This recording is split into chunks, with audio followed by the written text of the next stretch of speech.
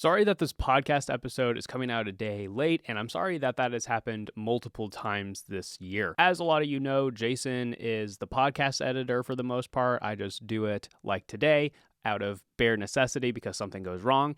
His laptop hasn't really been able to handle all of what he's been asked to do with the podcast, and that has resulted in this happening multiple times. However, he did just get a new computer. Hopefully that ups the power of being able to stay on top of things, get things done on time. So in the next year, we should be able to keep up with our schedule we're supposed to have with every Wednesday. So we'll see you next week for the last episode of the year. We'll be taking a couple of weeks off, and then we'll come back for our weekly podcast. And come back tomorrow for our Christmas episode of our Commander gameplay series. All right, without further ado, let's get into this episode of the podcast.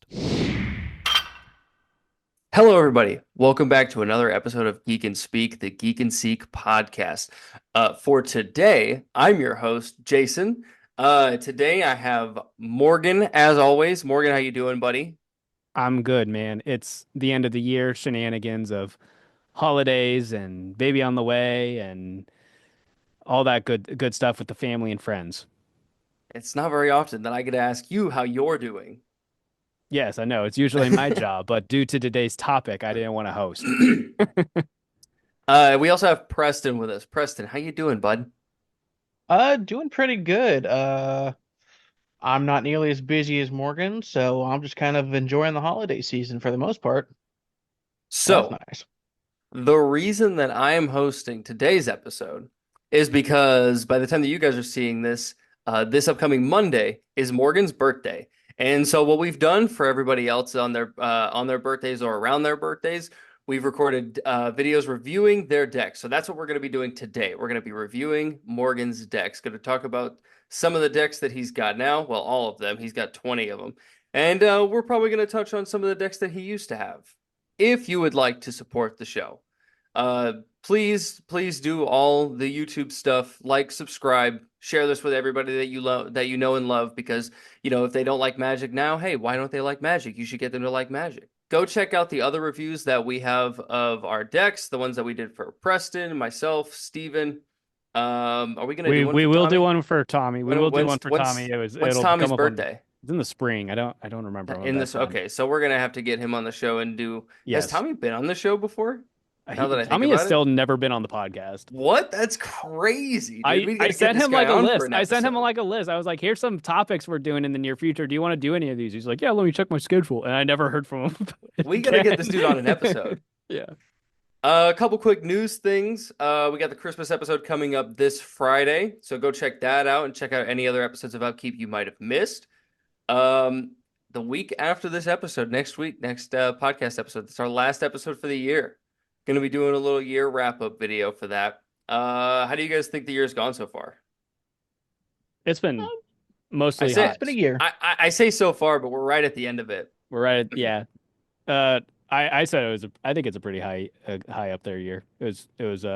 Last year was like had some like really high highs and some really low lows, and I feel like the average was much better this year. I mean, just like personally and in Magic. So like, I'm excited. And yeah, we're only taking like, oh gosh, I can't remember how long it is. I think we're only taking 2 weeks off. Maybe it's 3 weeks off, but then we'll be right back to the weekly schedule.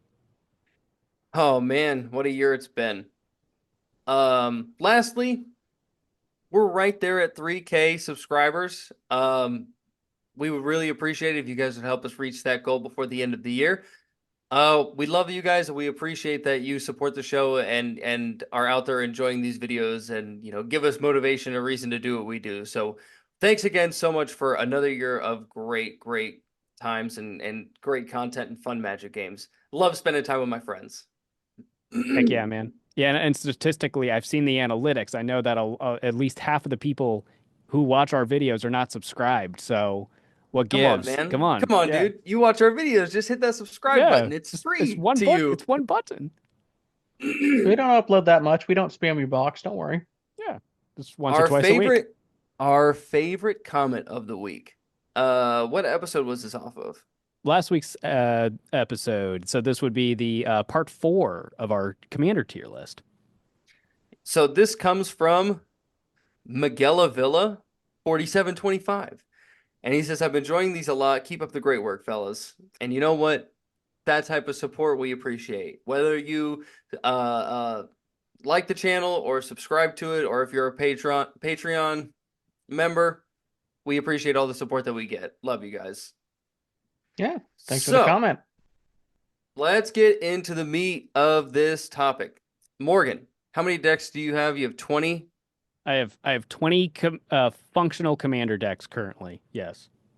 As in, like, So if I like right here on this top shelf of mine right here, there are 20 decks that are put together or mostly put together that I could quickly get them in functioning order. Yes. how do you think how many decks do you think that you've built in your life? Like physically in paper or just like Yeah, brewed? constructed, not brewed. Okay. Constructed. Okay. If it was brewed, it would be like in the couple hundreds at this point. But if it's like specifically built in paper, it's probably like 50, I want to say, in paper, because there's a lot of decks that like I'll build and then I'll take it apart and build something similar and like change the commander or something. But it's like the core's the same, or I rotate out decks a lot. Yeah, so it's probably close to 50 paper decks that I've had. That's quite impressive. When you build a deck, do you have any like specific trends that you like to follow? Is there certain play styles that you prefer over others? Yeah, I like goofy trolley stuff. I that's another reason why sometimes I don't keep decks together for long. Is sometimes I build something that's just like, wouldn't it be funny if I did this? And then I do it, and I laugh, and then my friends don't want to see me anymore. So then it's like, so like I like the like goofy shenanigan, like, ha, that's funny for like a one-time thing. Like I like that stuff. And then I also really like political stuff, and political mechanics that like lean into multiplayer because I'm a 1v1 guy. Like I love standard. I used to love modern. Modern Horizons 3 kind of ruined it for me. But I like 60 card formats. I've been playing a little bit of Pioneer and enjoying that format. So when I play Commander, I specifically want to lean into the fact that it's multiplayer and do things that I don't get to do in 1v1 formats. So I like Monarch. I kind of like the initiative. I like Goad. I like all the stuff that like really leans in on the multiplayer stuff. You have said many times that the monarchy is your favorite mechanic in Magic, and I that's I probably do. the It keeps most the game going. It's it's fun. it's probably the most politically used mechanic in the game, I would say. Not that it's like played the most out of all of them, which it probably is, but I would say that in every single game that the Monarch comes in, one of the reasons that somebody does something is because they will become the Monarch. So I do I've I I've love done like bad attacks and stuff before just so I can get the monarch. Yeah. dude, you'll do a lot for one extra I card. will do a lot for one extra card. It's free value basically. I It's just lost half my board attacking the guy I shouldn't have attacked, but yeah. Yeah, I think that's what free means for sure. Yeah. Yeah. All right. So the first deck that we're going to talk about today is Muldrotha the Gravetide. Morgan, you want to take us through it at all? Yeah. So we will go through as many of my decks as we can. But like I said, I have 20 decks currently together, so I don't know if we'll get through them all. So to make sure that we start with something that you guys can familiarize yourself with if you're not already, we're going to start off with decks that have been on the show before. So Muldrotha, the Gravetide, has been on the show twice. I played it in our favorite the decks that were the episode where everyone played one of my decks, and then also the episode where everyone played their favorite deck. I played it there. That's kind of changed since then. It's in the 2 years since we recorded that. But this was my second deck I ever built. So Muldrotha is a Sultai elemental avatar that lets you, during each of your turns, you may play a land and cast a permanent spell of each permanent type from your graveyard.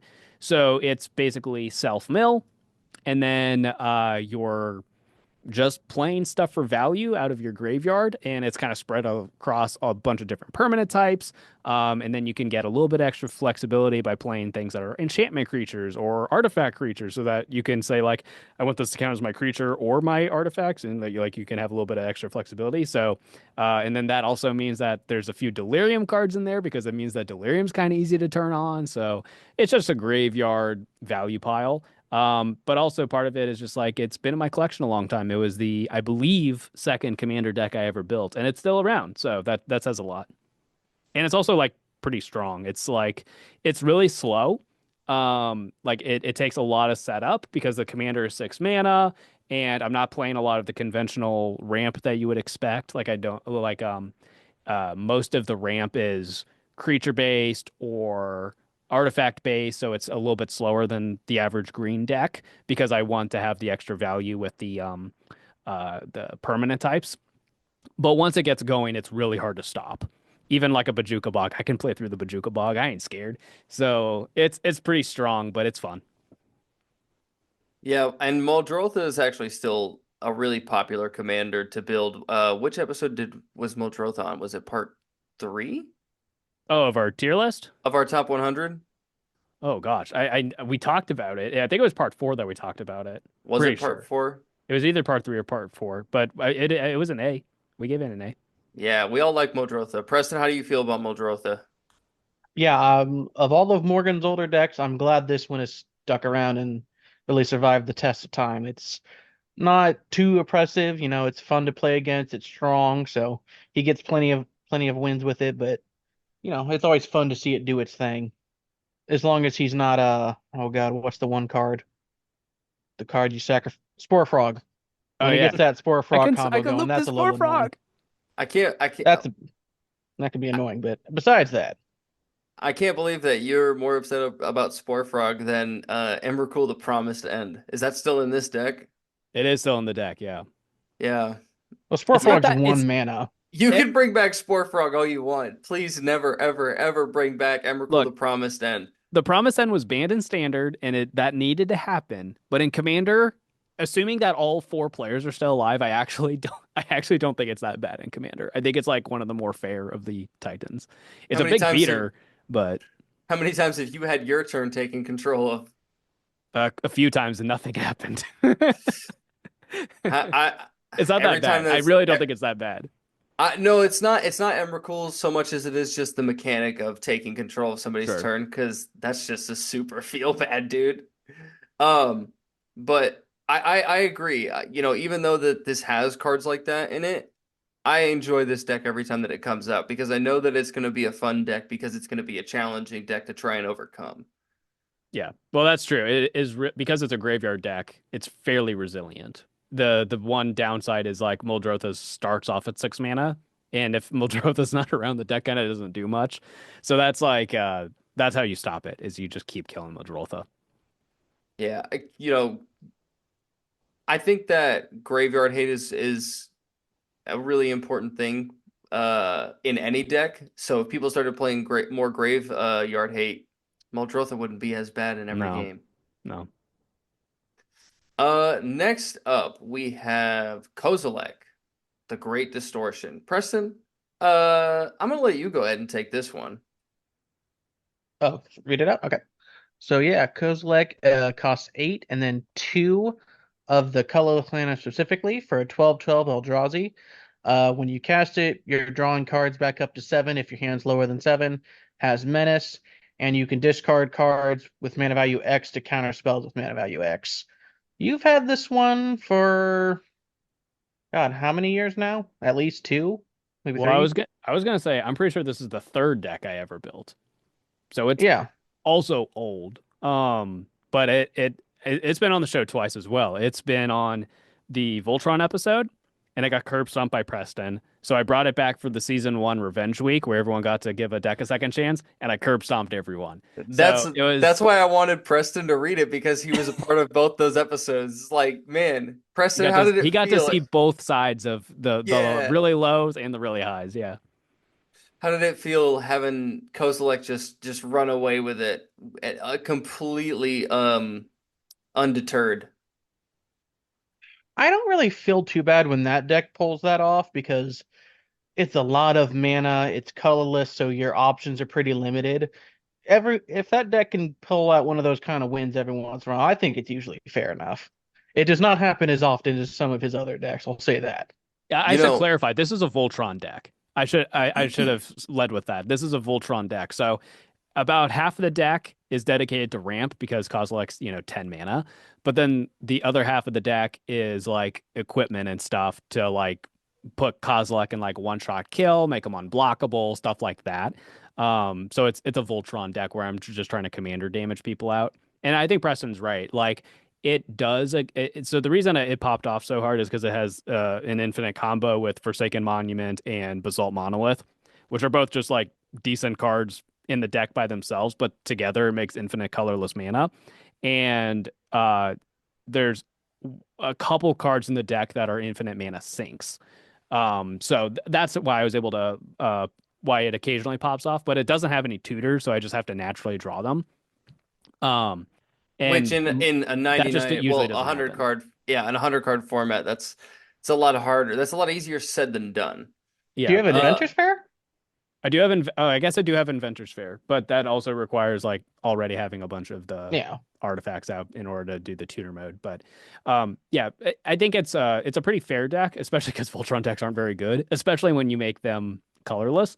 But it does occasionally pull out a win. It's usually like a second place deck. Like I play this and I'm probably guaranteed second place, but then like I'm not gonna get first very often. But I it's fun. I have just like it's like my big like let's soup up the big guy and send him into action. I have one specific memory about this deck, and I will never forget it. It was one of the first times that I ever played with you guys. Um, we were in your parents' basement, and you were playing Kozilek, and I was playing Tatiova, and I had made a deal with Stevens and to not kill him. Uh, and he promised, like in the deal, he said that he wouldn't kill me. And then on his turn, he immediately like killed me and won the game. And I was like, And you held that grudge for like 4 years. why, Stephen? Why did you do this to me?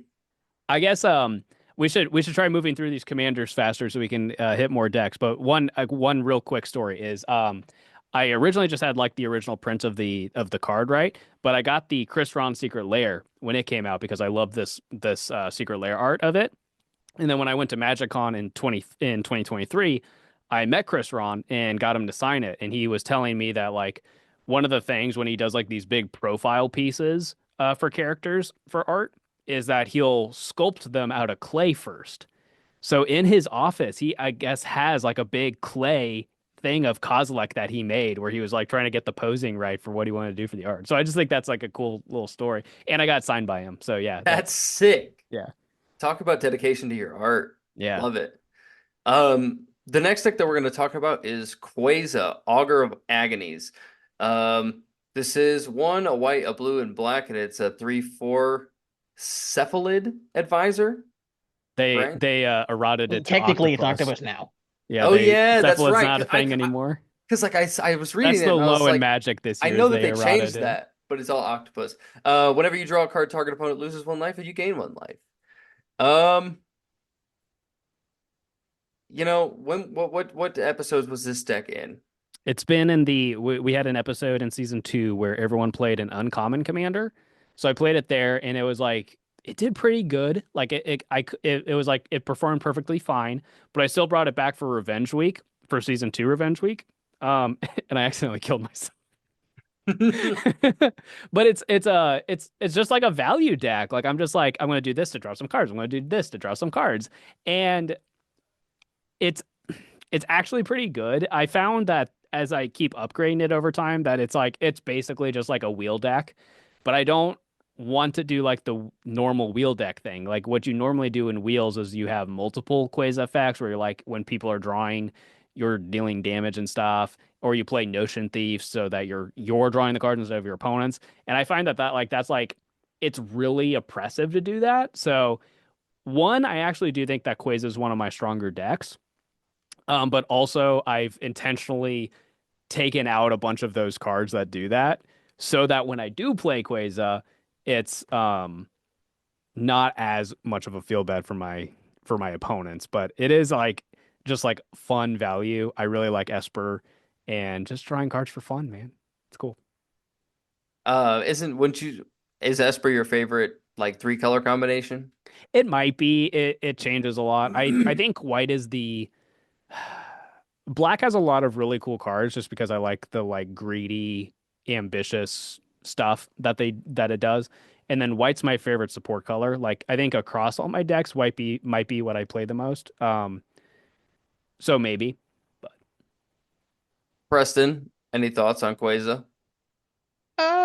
You don't pull this one out as much, so like my memory of it is like, yeah, he's pulled it out a couple times, won a couple games, killed himself once. That was pretty awesome.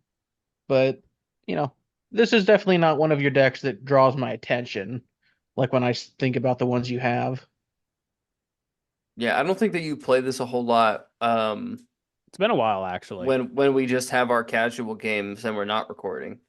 So I like drawing cards, so I feel like that I'm a fan of this deck no matter what because that's what it does. It's value, and it's value and life gain. It's like it's I always want to compare things to Tatiova like this, but it's Well, it's not. funny because in the uncommon episode, I was like, all right, no one touch me, and I'm going to be able to like kill Jason on my turn. And everyone's like, whoa, what? And then like Steven or someone did like 4 damage to me, so I wasn't able to do it. But you were like popping off with Tatiova, and you had like a really high life total. But I was like just kind of there with you because I was doing a little bit of my thing. And Right. on my end step, I cast Necrologia, which is you pay any amount of life and then you draw that many Oh, cards, which then raises me to yeah. get it back. And I just sent all the damage to you. So you were at like 50 Y- life, and I set you to like 4. And Yeah, I I remember looked that at now. Steven and I was like, Steven, I swear to God, like if why'd you do it? I could have killed Jason.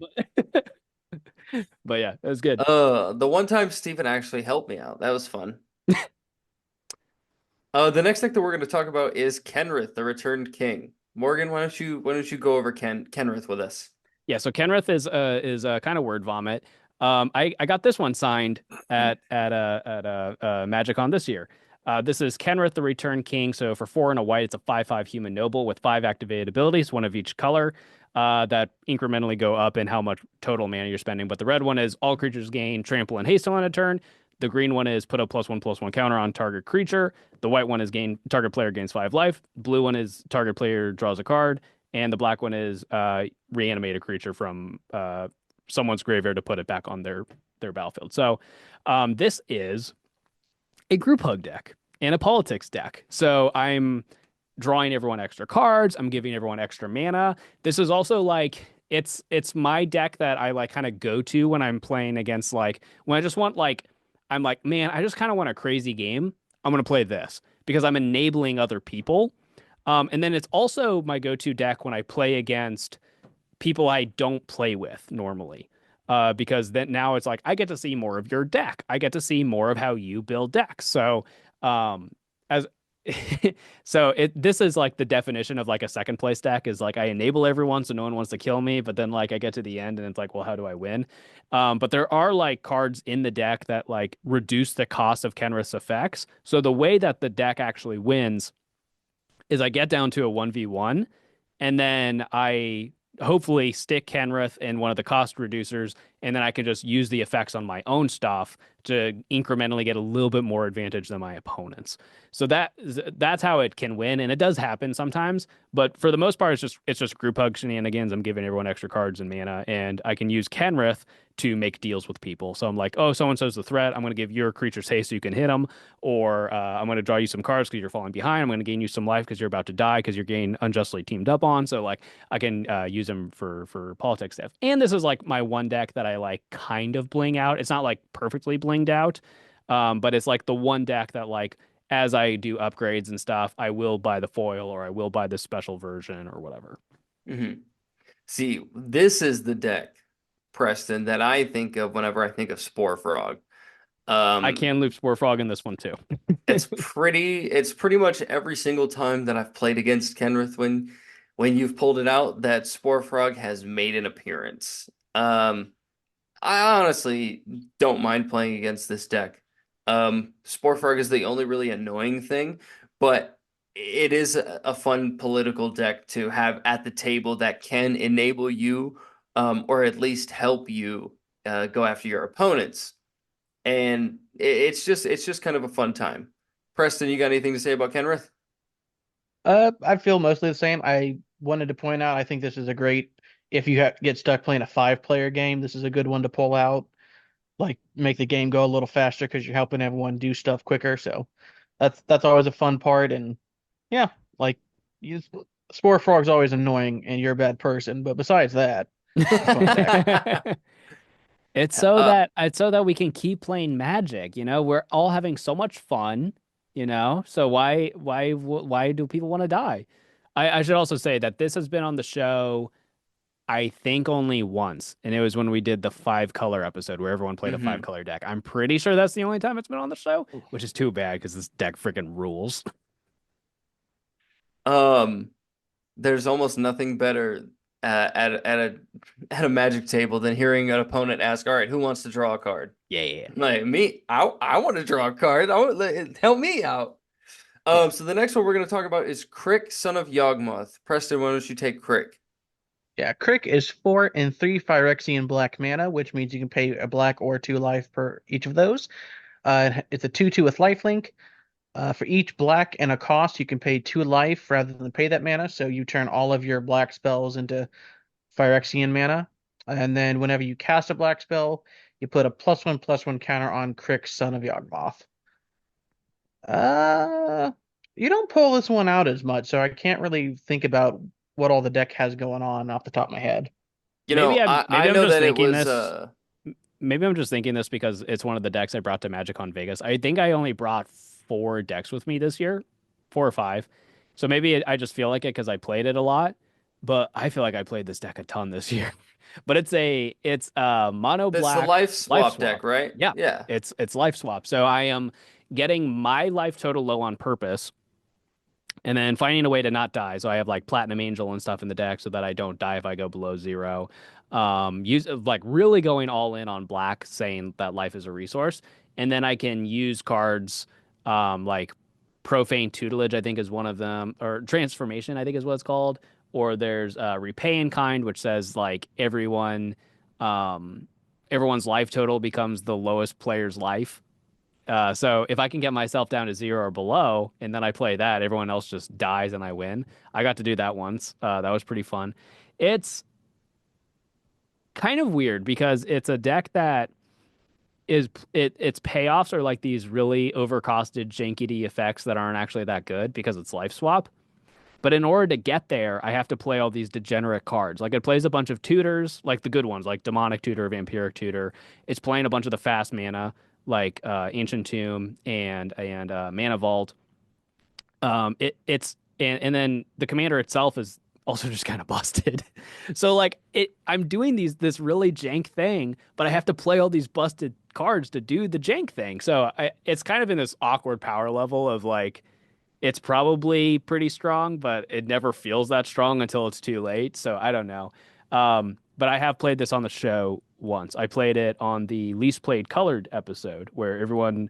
It was the first or second episode of season 2, and the theme was everyone had to play a deck that was the color that they played the least in season 1. And for somehow that was, for me that was black. I don't know how that was possible. So I built a mono black deck, and I actually love this deck. I built a different version of it that you guys will see on the show sometime next year. So I do kind of miss when your life swap deck was Orzhov because I really yes, liked that. yeah, I'm rebuilding the Orzhov version of it for an episode coming out next year. Yeah, I Yeah, really liked the I think commander. that's why I forgot about it. I feel like I was remembering that version more. Yeah, because that was what you played in the least played color episode was that one, right? no, it was the mono black version.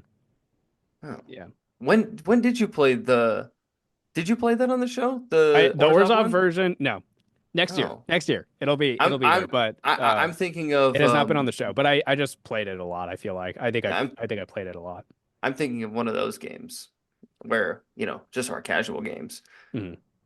So next we have Yiddish, Maelstrom Wielder. I love this card. I really do. So it's a 5/4 Ogre Wizard with Trample. It's a blue, a black, a red, and a green, and it's whenever it deals combat damage to a player as you cast spells from your hand this turn, they gain Cascade. This is I remember this as your Chaos deck, right? Yeah. This is always so much fun to play against these types of decks. Where you're not just doing like Yiddish good stuff where you're trying to cascade into like the biggest, strongest, most powerful things ever. And you just kind of have fun because you don't know what's gonna happen. This Yeah, the, really to me, this is kind of like the Forrest Gump Life is a Box of Chocolates deck. It kind of is that. And the only reason, so I've thought about like maybe doing like Maelstrom Wanderer as the commander instead and like cutting black going teamer because all like the only reason that Yidris is the commander is because of Cascade is random and I don't know what I'm gonna get. Like I'm not doing it for value like most people do when they play Yidris. I'm just doing it because I don't know what's gonna happen. And it's just really fun. So I have I might make a video about this, but I have a I have a spreadsheet where I've kept track of my win rates for this year for across all my decks to see like which decks might be too strong, which decks I could maybe justify powering up and stuff. And I may be misremembering. I'm pretty sure this deck has never won. Like that might not be true, but I think it's possible this deck has never won a game ever. And keep in mind, the spreadsheet is only for this year. And I've had it for, I think, three. I think I've had this deck for 3 years. I've had it for kind of a while. But I'm pretty sure it's never won a game. But it does just play like a ton of just like annoying cards. Like everyone, like, there's like a card that's like, all right, I choose a player and they get to search my deck for 3 cards to put into my hand.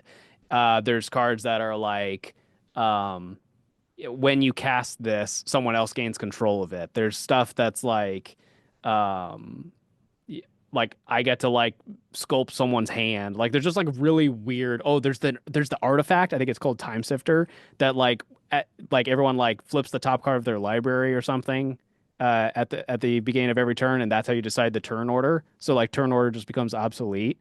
So there's just That's like so funny. I did not even know that card existed. I don't remember what it's called. I think it's Time Sifter, but it's so stupid. Preston hates it because there was one time where I played it and he was playing his rogues deck or not rogues. It was assassins. Is that your mono black It's deck? assassins, rogues, and what's the third one? Oh yeah, because it's Mari, right? It's Mari. That's the Yeah, commander. Yeah, yeah. there's 3 creature types. So his curve is like 2. So he's just like he went like 7 turns without being his turn. I don't But think I even got a seriously, turn. I think I just died before I got a chance. so all that to say is that this deck is like super super annoying, and I'm pretty sure has never won. It's Did you do that with this deck or the Prosper deck you had that was also a chaos deck? My Prosper deck wasn't chaos. It was just Oh. crazy. I had a little bit of I Cascade in there, but it wasn't like a chaos deck. Like the Prosper deck that I used to have actually did have a win con and it had a clear line to victory. Whereas Yidris is just like value from chaos and we'll see what happens. I have Time Sifter pulled up, and this is gross. So what it is, says exactly is at the beginning of each player's upkeep, each player removes the top card of his or her library from the game. The player who removed the card with the highest converted mana cost takes an extra turn after this one. If 2 or more players' cards are tied for the highest cost, the tied players repeat this process until the tie is broken. And now that I'm looking at it, you know what it makes me think? This would be really good in my Obeka deck. Oh, that's not even funny. Oh, I Uh, think it's diabolical and I love it. you know what? I forgot. I actually have played this deck on the show. It was the 4th of July episode that we did like last summer or something. I did play Yes. it there, yeah. And I think I did like nothing. I think I cast like 2 spells and died. Or like I Notion Thief and like drew 1 card or something. Like it was not good. Well, let's move on. The next deck that we have is Miirym, Sentinel Wyrm. Morgan, tell us about Miirym. Yeah, Miirym's busted. It's a dragon deck. So this is a teamer 6/6 dragon spirit with flying in War 2, because why not? Whenever Because why not? another non-token dragon enters the battlefield under your control, you create a token that's a copy of it, except the token isn't legendary if that dragon is legendary. So I've played this deck. Well, I've only played it once, but it's been on the show twice. Because I played it on the tribal episode that we did like as one of our first episodes. And then Steven played it on the episode where everyone played one of my decks. Guess what? It won both of those episodes because Miirym is Oh, busted. So I love dragons. Like I think if we're gonna play a high fantasy game, I need to just have a tribe that empowers that. And dragons are just they're cool. Like Preston, he's all in on the dinosaurs. I'm here for the dragons, baby. So I've basically always had a dragon deck. Miirym is like my 4th dragon deck probably, But I will say for the last year, I've only played Miirym like twice because it's too strong, and I'm actively looking for a new commander to build around for dragons because I feel like Miirym's too good. Well, Uh, you so want to know but what I'm gonna say? You're You drinking. I'm not doing Ur Dragon. I used to have Ur Dragon. I don't like it. I don't like Ur Dragon. Our dragon's a good time, dude. Our dragon's great. It's kind of a boring commander, and I feel like when you go into 5 colors, there's it's like too much of a good thing. Like you play like yeah, you play all the best dragons, but then that means there's a bunch of cool jank dragons that you don't get to play because you're a 5 color deck and you don't have all the slots. So I actually like playing fewer colors. So I'm thinking that for my next dragon deck, I'm probably gonna go Jund, but I don't know that for sure. But I just feel like that Miirym is just kind of too strong. Like there's you can like it's just when it enters. So it's not even like, oh, I cast a big dragon, I get another big dragon. You know, you can play like Thassa Deep Dwelling and you can flicker your dragon so then you get even more copies of them. And you can play like parallel lives and double those tokens and stuff like that. So it's really it's Miirym's kind of bonkers. So Yeah, I mean, I have an Ur Dragon deck. I like dragons. Dragons are cool. Dragons are fun. I will never ever complain about playing against dragons ever. Preston, are you're sticking with dinosaurs, huh? Yeah, dinosaurs I think are more fair because when they get going, they're just as strong, but they take a little longer to get there for the most part. Miirym's thing is he might be the best dragon commander. He's definitely the best of the ones that aren't 5 color. 5 color dragons might beat it, but it's close, and he is the only non 5 color one that's in that discussion. See, I would just have to disagree, but we will have to actually agree to disagree. No, you're just wrong. Don't worry. yeah, all that's to say, I am looking to build a different dragon deck just because I feel like Miirym's too good. All right, well, talk about freaking word vomit. This is 3 cards. We can each take Oh, Do one. we How each about want to that? We take each one? take one. We each yeah, take one. yeah, okay. So, Preston, why don't you take Bruce Tarl? All Oh, right. let Yeah. me lay the foundation. This is a Oh, partner deck, so there's 2 cards in the command zone, and it has a companion. So there's a card in the sideboard. All right, continue. yeah. So Morgan's a bad person, and part of that is because one of these commanders is Bruce Tar Boorish Herder. For 2, a red and a white, it's a 3/3 human ally. When he enters the battlefield or attacks, target creature you control gains double strike and lifelink till end of turn, and obviously he has partner. What do you, what do you mean so bad? It's lifelink. You love lifelink. Yeah, I don't like 3 cards in the command zone. It's not. It's 2 in the command zone and then 1 in the sideboard. The partner Okay. commander is Ikra Shidiqi, the Usurper.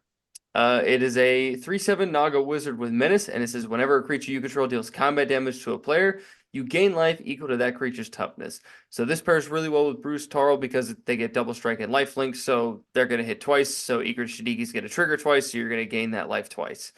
And then Morgan, what's the companion? Yeah, so the companion is Umori the Collector, which is for 2 and then 2 Golgari hybrid mana. It's an ooze 4/5. Companion, the restriction is each non-land card in your starting deck shares a card type.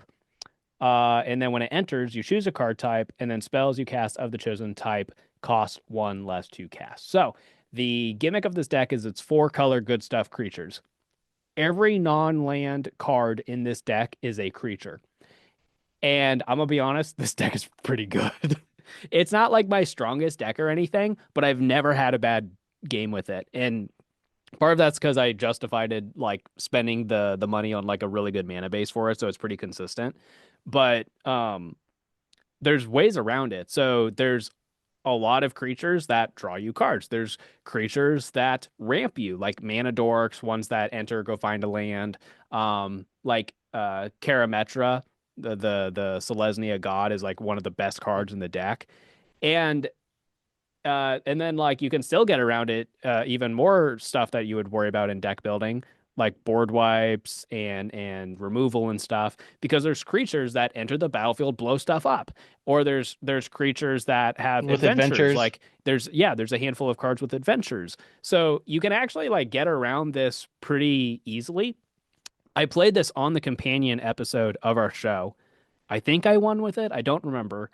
And I feel like every single time, I don't win every game with it, but I win a lot of them. And all the ones I don't win, I'm pretty close to winning. So it's actually pretty good. I actually was talking about this deck 1 or 2 episodes ago on the podcast. And I feel like 4 color is overkill. And I do like having this deck though, because it lets me just play a bunch of cool utility creatures. But I think I'm probably going to cut a color. I don't know what I'm cutting, but I feel like I want to cut a color just so I can make room for other cool cards. But I haven't decided for sure or not. Do modal dual face lands work in this? Yeah, like if a creature, like the front half's a creature, the back side's a land. No, no, no, no, no. The front side's a land, the back side's an instant or sorcery. I think those are classified as instants and sorceries, and Yeah, then they lands are. on the back usually. Yeah, Okay. At least most of them. I'm pretty sure all of them are.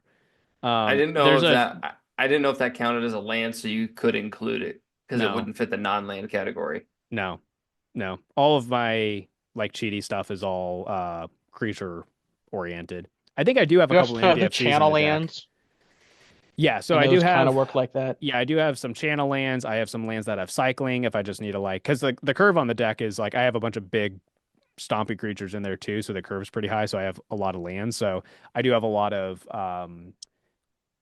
like cycling lands just so like if I'm hitting too many of my land drops, I can look for gas and stuff like that. So there's extra utility out of just creatures. But that's the gist of the deck. All right.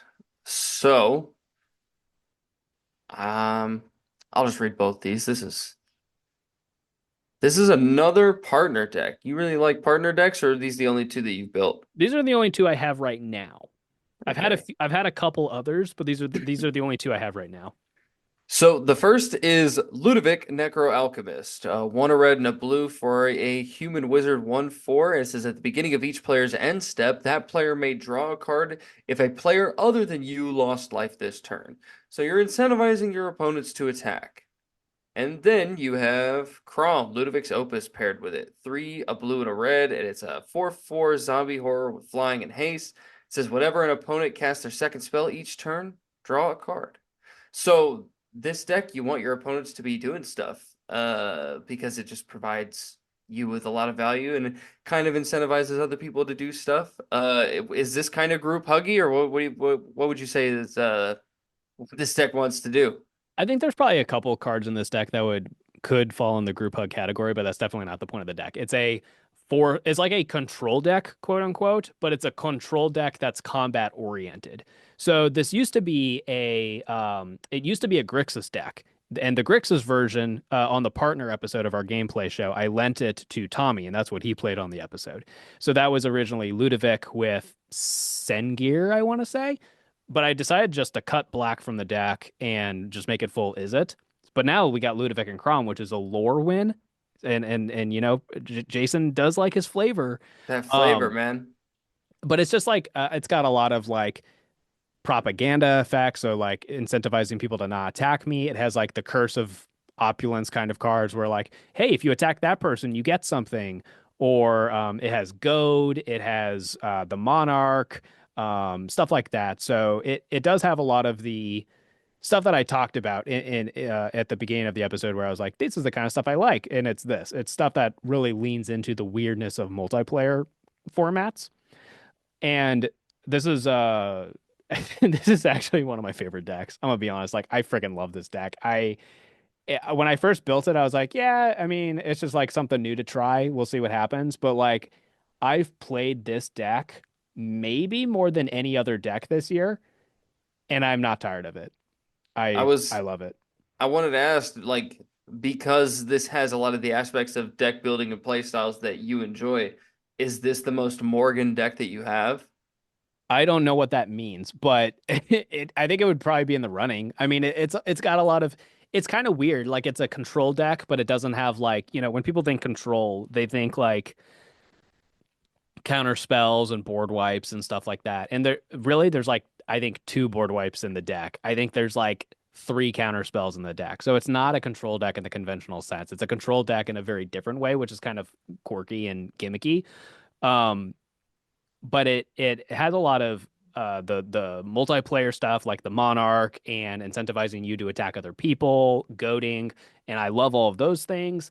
And then it also creates a lot of decision points. Like this is not an easy deck to play.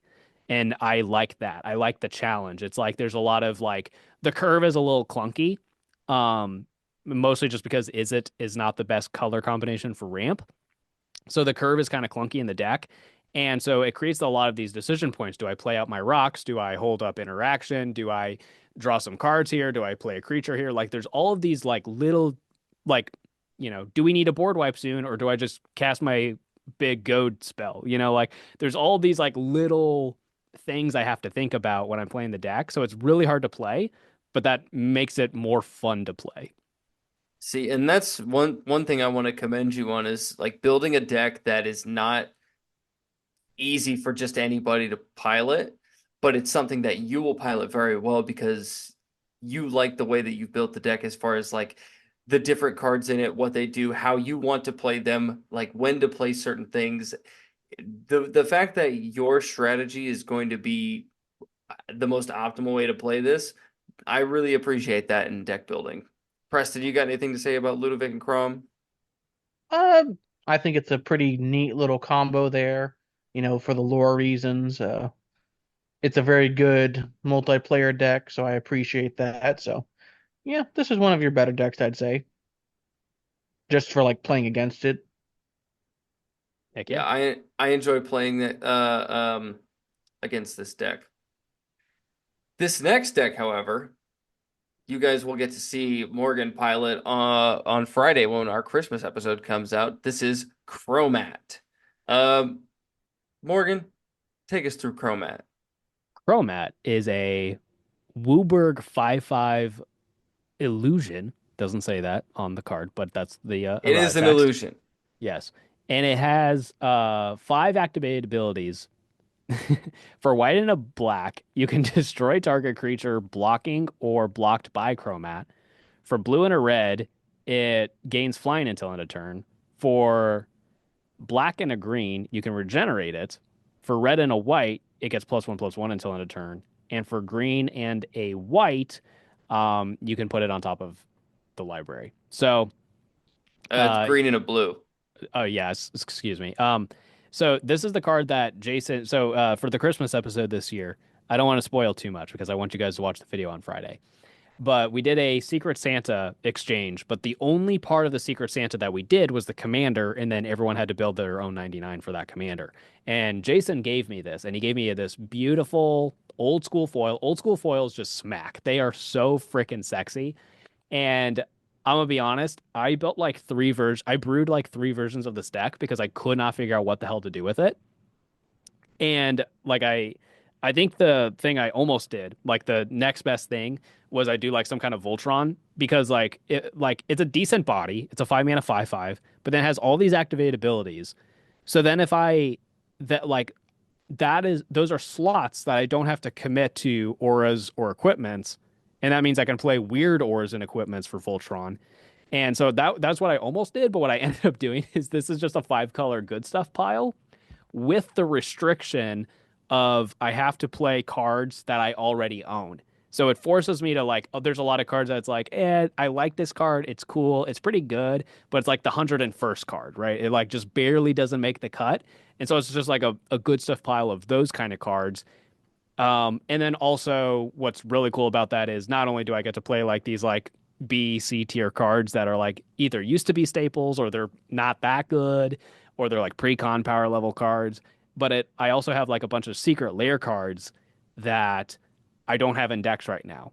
And so this was a way for me to like still enjoy that art. But I've only played it twice. I played it one time as like a test game, and then I played it when we actually recorded the game that's coming out on Friday. And It feels pretty good, but I've only played it twice, so I don't know. It's really clunky. It's really slow because the mana base sucks.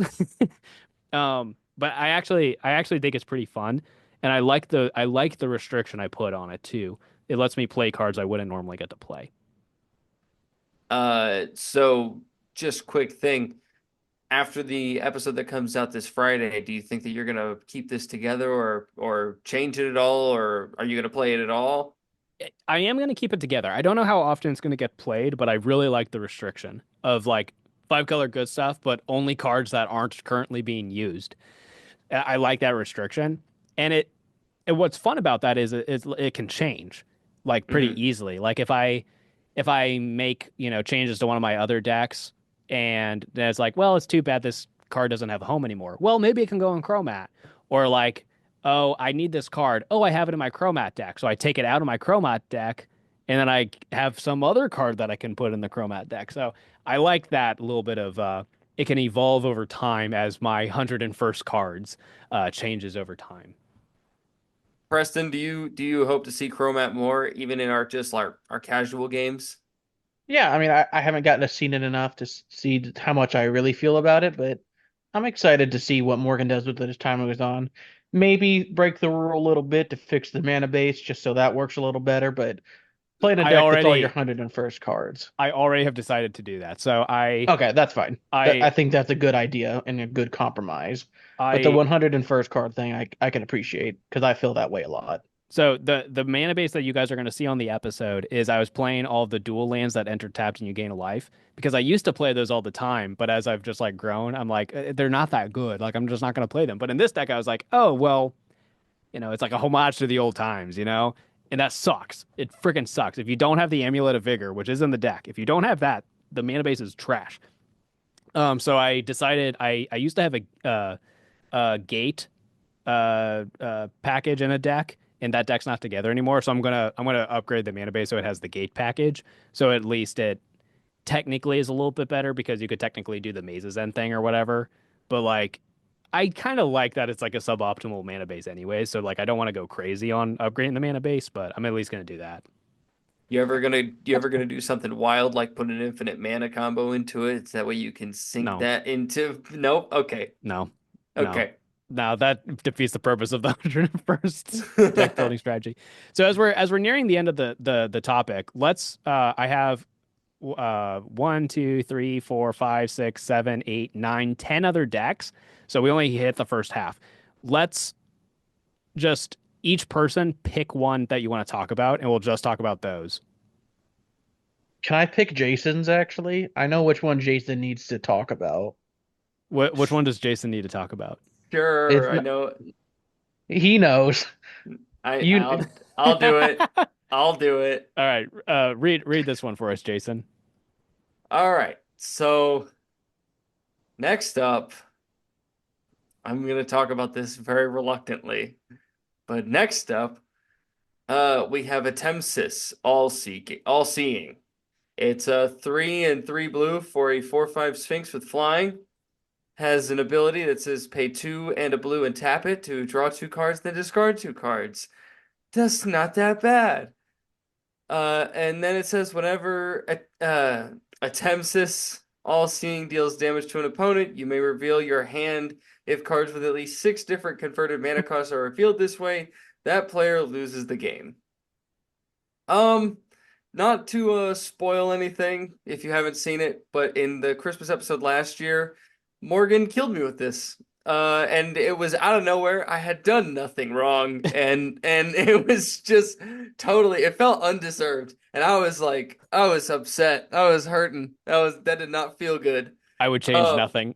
but what's so funny about that game was I'm pretty sure I'm the one that said to Preston, I think, there's no way he's ever gonna actually win that way. And because it wasn't a commander that you played, was it?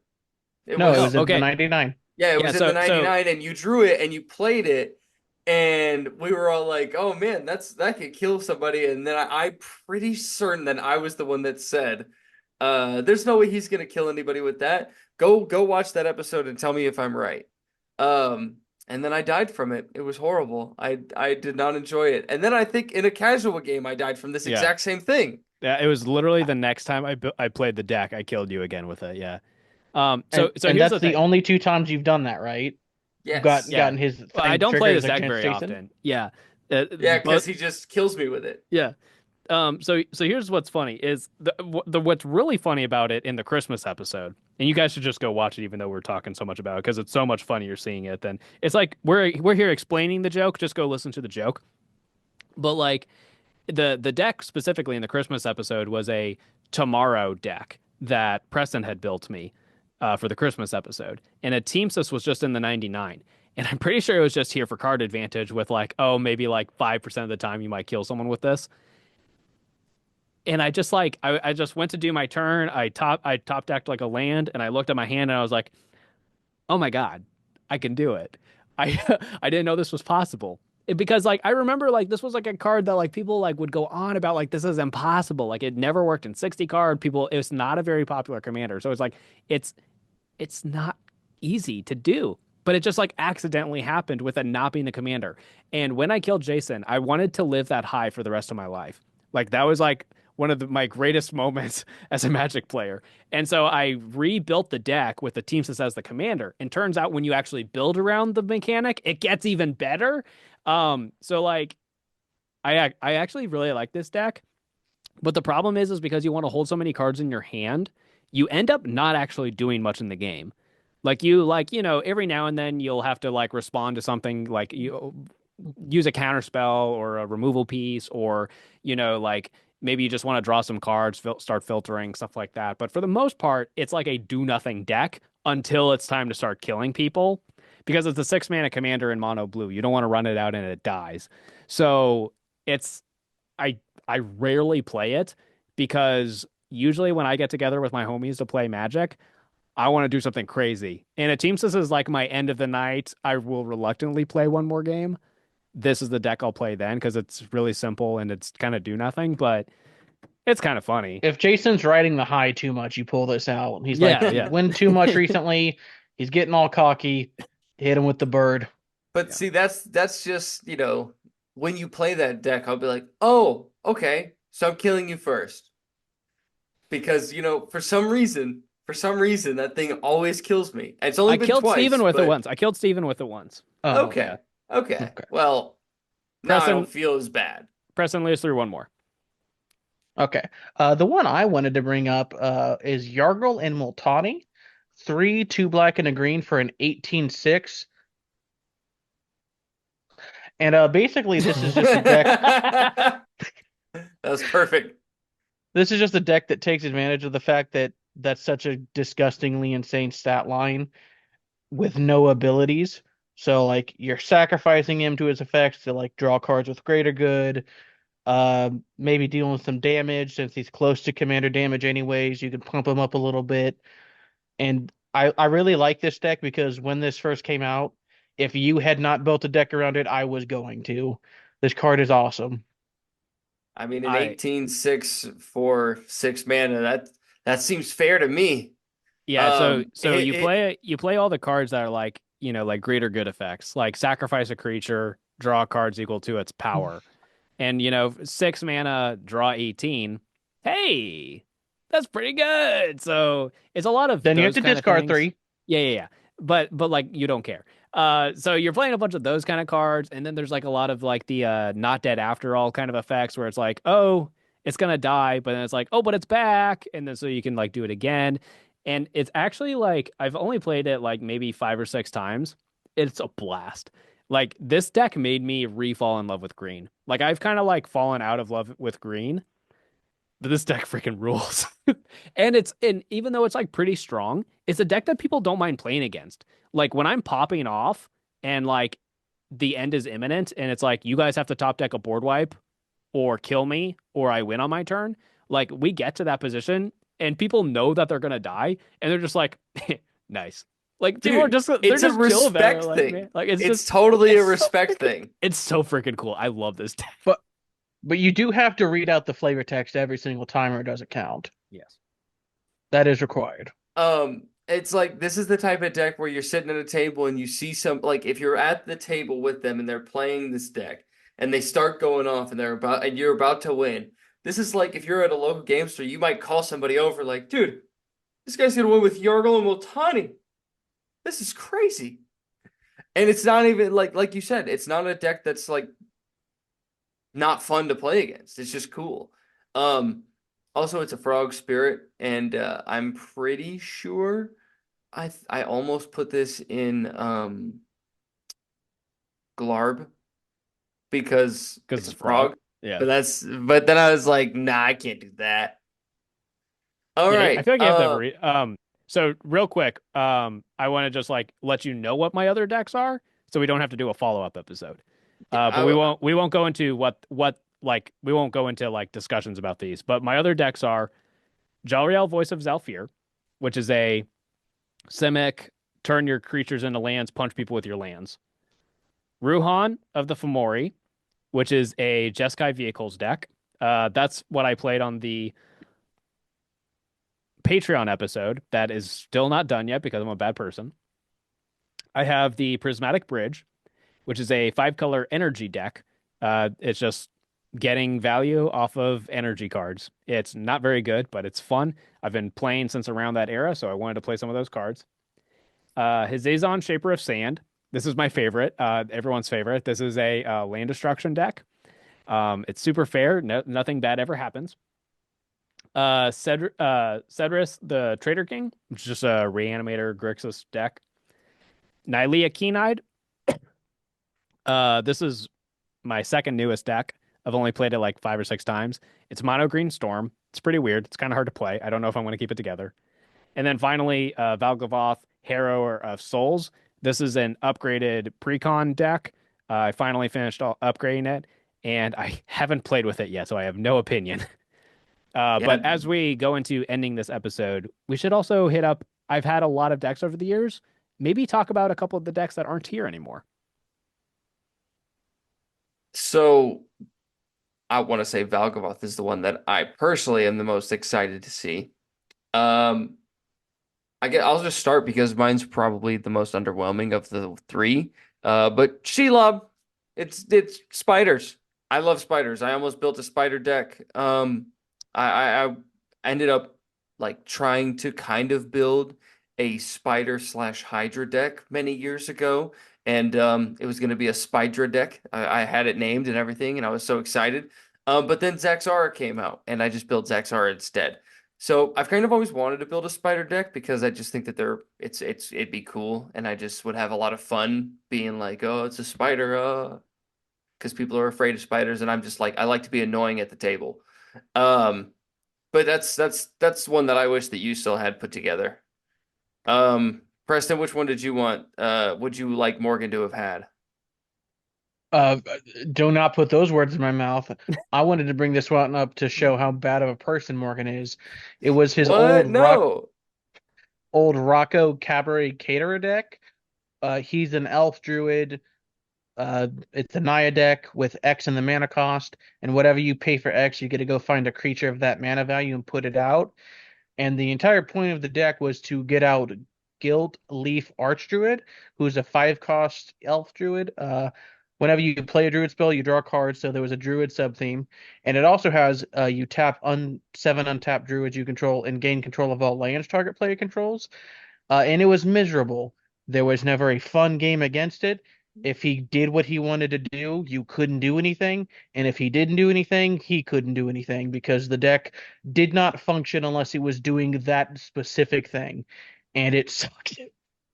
Yeah, well, okay, so everything Preston just said is true.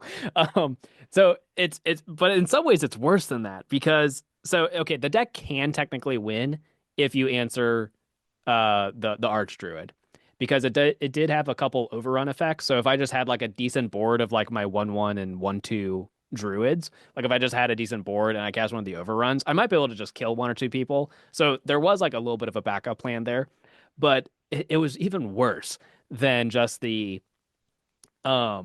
steal your lands because not only am I going to steal your lands, which really sucks, because that means if you don't have mana rocks or whatever, you there's Homeward Path, right? Like Homeward Path is like you can gain your stuff back, right? Or does it only hit creatures? Ooh. Anyways, Mm. but then I would like if I knew that you were about to die and I was going to lose your lands, I had like Zurin Orb in the deck so that I could like sacrifice all your lands and like throw salt in the wound and gain life from sacrificing your lands.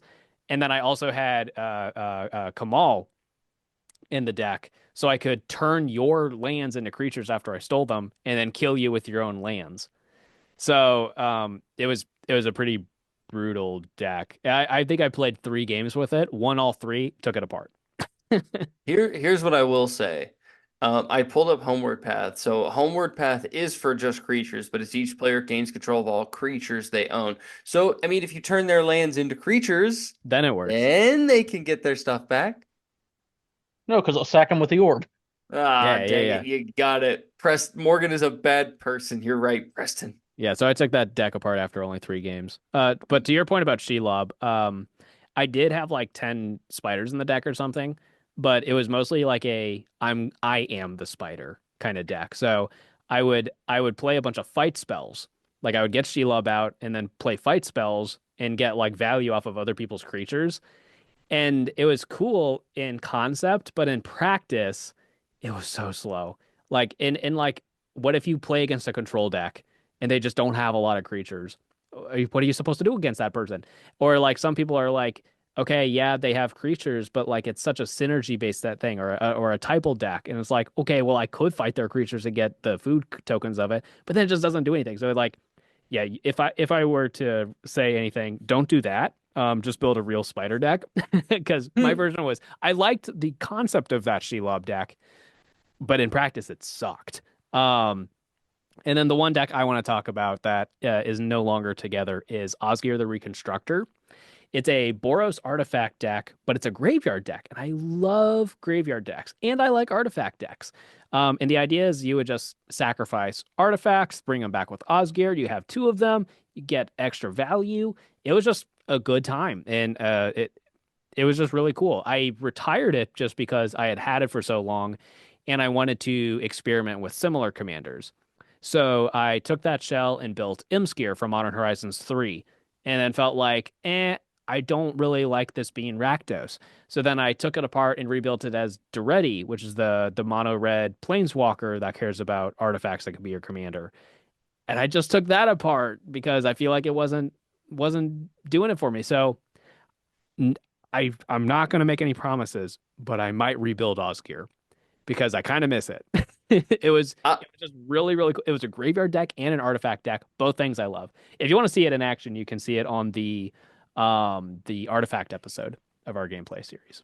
Yeah, Osgir is one of those ones that, like, it's fine, but I get annoyed with it when It I has have to long play turns. against It it. has long turns when it pops off. It can be really hard to deal with too. Like unless you have like mass artifact removal, it can be really difficult to deal with once you start putting copies of stuff onto the battlefield. Well, it's an artifact deck and a graveyard deck, so a single farewell means I'm gone. That's true. That is true. But a single farewell means a lot of decks Yeah, lose. yeah. Um, did anyone have any closing thoughts on any of Morgan's decks or Morgan's play style, Preston? He's a bad person and you should feel bad. I don't think that. I think that you have a very, very interesting and unique style of building decks and playing decks. And what I can really appreciate is the fact that you enjoy the fun and the jank. Anybody that enjoys the fun and the jank, it's all goofy to me, and I love anything goofy related. Morgan, you got any final thoughts on any of your decks? Um, I wish I owned a PC so I could play Magic Online because my brain comes up with decks way faster than I could really build them. So if I actually like had a PC and could play Magic Online, I could play test more decks and decide whether or not I wanted to build it in paper, but then also just have like this giant collection of decks I can play whenever the heck I want just online. So I I guess that, but maybe I don't know, Richard, if you're listening to this, maybe the Goldfish guys will have me on the season of Commander Clash and I can build like, you know, 50 decks over the course of a few months or something like that. Like so, I come up with deck ideas way faster than I can build them. So the fact that I have 20 decks is crazy, but I have so many other ideas that I would love to do, and I just don't have the time or the sleeves to do it. Well, to round this episode out, I want to say one thing that I did not say at the beginning of this episode that normally I do say at the beginning of these episodes. The Lions won, and it was a good time, and it was fun. It's actually the game actually happened like right now. Like it happened while we were recording this, so I missed the fourth quarter, but I wasn't worried. I knew we were gonna win. Um, if you guys would like to check out any of our other content, go watch some of the episodes of Upkeep that we talked about in this episode. Go watch some of Morgan's decks, get played, and tell us what you think about how he builds his decks and the commanders that he chooses. You know, if you have any recommendations on commanders that he might think is fun, feel free to shout those out in the comments. And then again, be sure to like, share, and subscribe. Join Patreon if you'd like to. Yeah. I don't host these very much, so it's hard for me to close these out. But we'll see you guys next time. Bye. Bye. Bye.